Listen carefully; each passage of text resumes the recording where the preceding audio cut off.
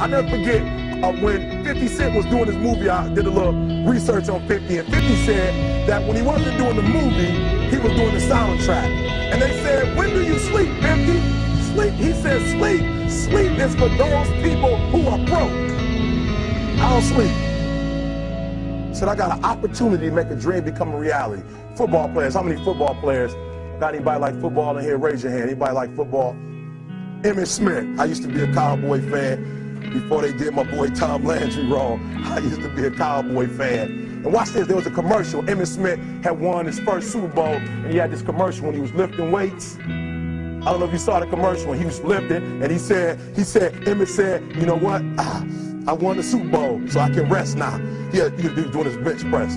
So he said, I won the Super Bowl, so I can rest now. So he throws up about 325, boom. And he rests for about 2 seconds. And he, boom, boom, boom. Did you see that?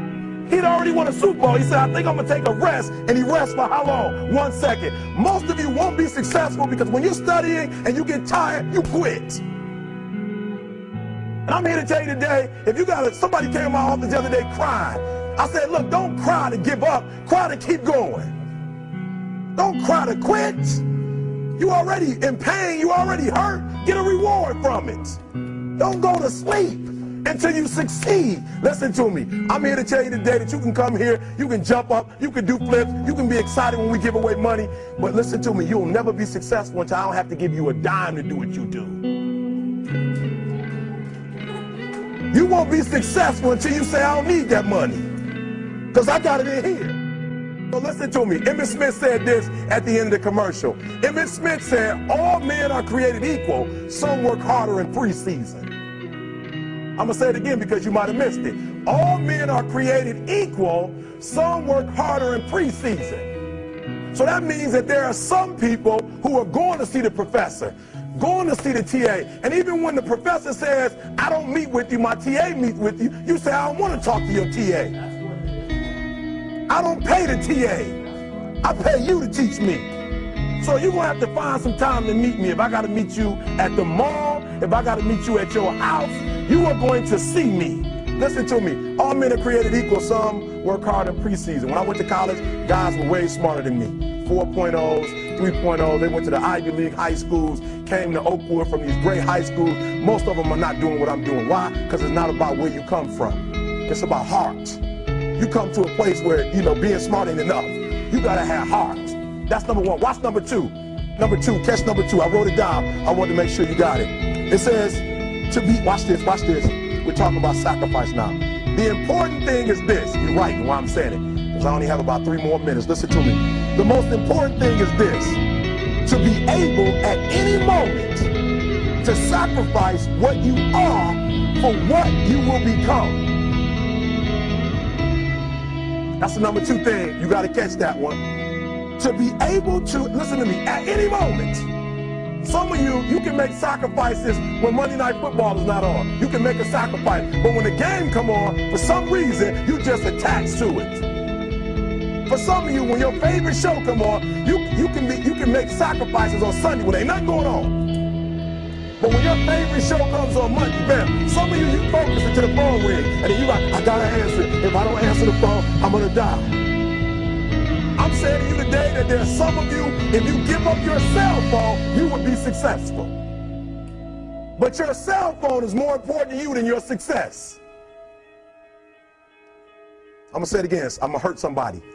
I'm gonna hurt somebody.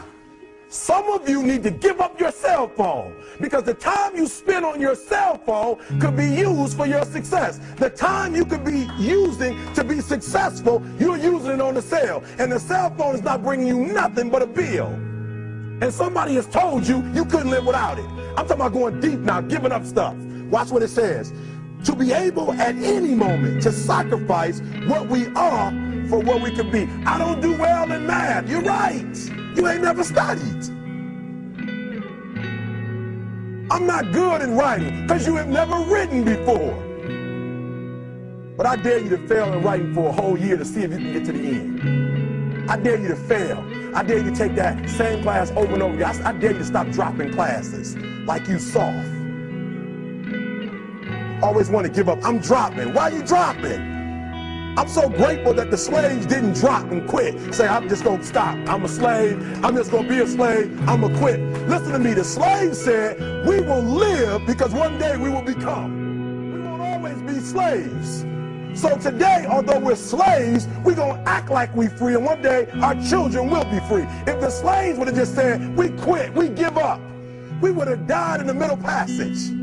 But some slaves said, I don't care what we go through, we're going to survive this. 400 years of slavery, we're going to get through this. And you can't get through it 1825. You can't get through a writing class, and you got tutor after tutor, resource after resource. The problem is, you ain't never felt no pain before. You're soft. It's a soft generation. You quit on everything. Our people did not quit. Harriet Tubman not only made it, she went back and got some more.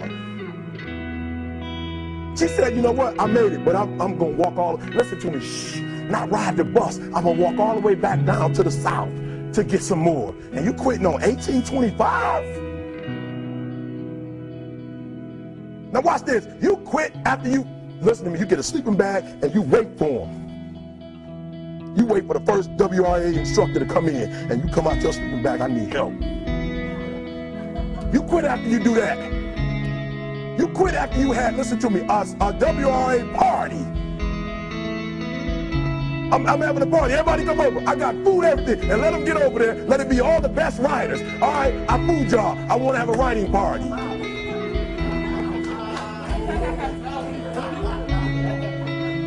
I'm serious.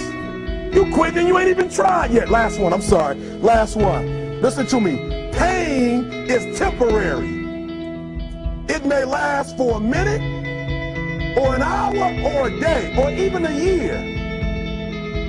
But eventually, it will subside, and something else will take its place. If I quit, however, it will last forever. Listen to me, I'm telling you as I leave. I was homeless for 2.5 years. And the problem with most of you never felt no pain before. Y'all spoiled. Y'all spoiled. Some of y'all spoiled, just bottom line. Your parents have done everything for you. You never had to do nothing for yourself. You're spoiled. We're going to keep it real tonight. Some of you are spoiled brats. Every time you ever got in trouble, somebody in your house got you out of it. Every time you've done something you're not supposed to do, people say, Eric, your mother's a tyrant. You're right. She kicked me out. You're right. She's mean, but she developed a man because she put me out there and said, you're going to have to grow up. And some of you have never learned to grow up. And so every time something get hard, you quit, you call mama. I dare you to take a little pain. I dare you. I dare you not to go home. Somebody said, I don't go home, I feel bad. Go through it. You ain't gonna die. At the end of pain is success. You're not gonna die because you're feeling a little pain. I'm not eating like I eat at home. That's why you're about to go to the next level, because if you keep eating like you ate at home, you'll keep being a boy or a girl. It's time to become man, woman. So don't worry about a little pain. My greatest asset is I was homeless. So I can't feel a whole lot of pain. I've already been alone. There's not a whole lot of hurt I can feel on a little paper, on a little test. So I leave you, listen to me. We have gotten to a point where it's midterms and we're moving forward. The days of you getting money, I'm not saying we quitting, but I'm saying the day has got to go from external to internal. You have to give it everything you got. No more TV, no more parties, no more playing. If you don't have a 4.0, what you need to be doing is studying. Get off the phone. I'm sorry, I'm not available until the end of this year. No, I'm for real. You reached the right number, but you called me at the wrong time. Call me back January 1st. I'm about to get busy now. Huh? I want you to have a countdown of your own and say when the countdown is over, we're the real, watch me, because when I was homeless, I knew something was wrong. I knew that wasn't the best of me. And one day I said, will the real Eric Thomas please stand up? Will the real Eric Thomas please stand up? Stop being this high school dropout. Stop giving up. Stop sleeping on the street. Stop walking up and down Fecal Avenue like you ain't got nothing, and get your GED. Stop being afraid to take a test.